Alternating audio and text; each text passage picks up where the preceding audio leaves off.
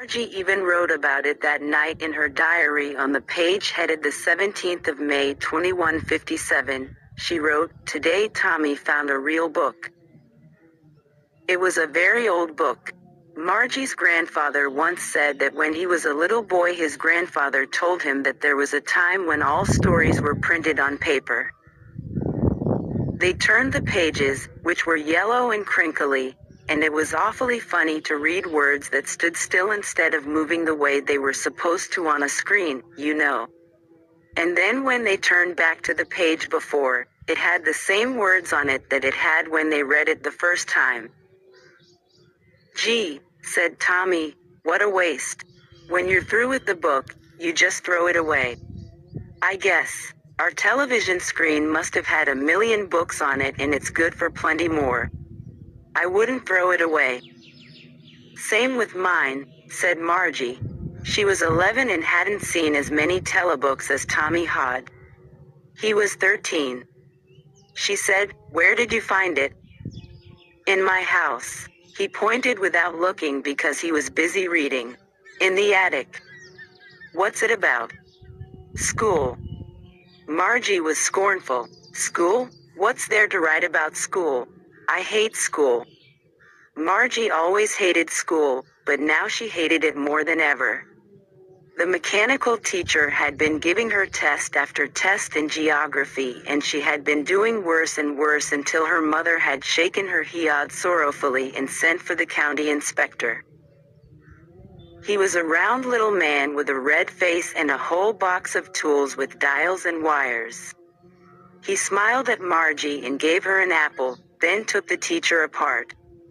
Margie had hoped he wouldn't know how to put it together again, but he knew how all right, and, after an hour or so, there it was again, large and black and ugly, with a big screen on which all the lessons were shown and the questions were asked. That wasn't so bad. The part Margie hated most was the slot where she had to put homework and test papers. She always had to write them out in a punch code they made her learn when she was 6 years old, and the mechanical teacher calculated the marks in no time. The inspector had smiled after he was finished and patted Margie's head. He said to her mother, "It's not the little girl's fault, Mrs. Jones. I think the geography sector was geared a little too quick. Those things happen sometimes. I've slowed it up to an average 10-year level. Actually, the overall pattern of her progress is quite satisfactory." And he patted Margie's head again.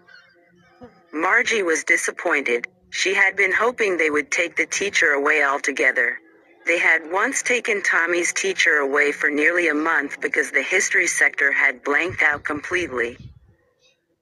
So she said to Tommy, "Why would anyone write about school?"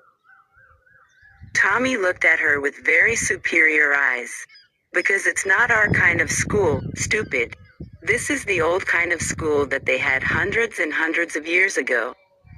He added loftily, pronouncing the word carefully, "centuries ago."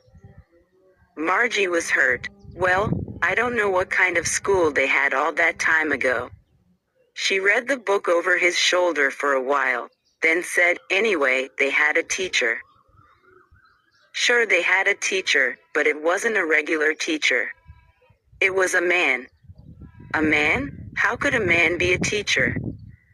Well, he just told the boys and girls things and gave them homework and asked them questions.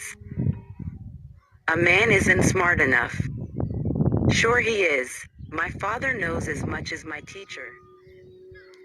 He knows almost as much, I betcha. Margie wasn't prepared to dispute that. She said, "I wouldn't want a strange man in my house to teach me."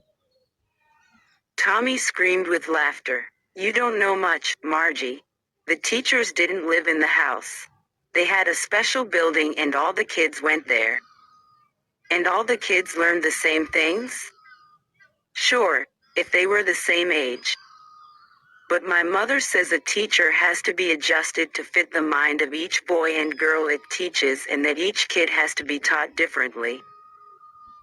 Just the same, they didn't do it that way then. If you don't like it, you don't have to read the book. I didn't say I didn't like it, Margie said quickly.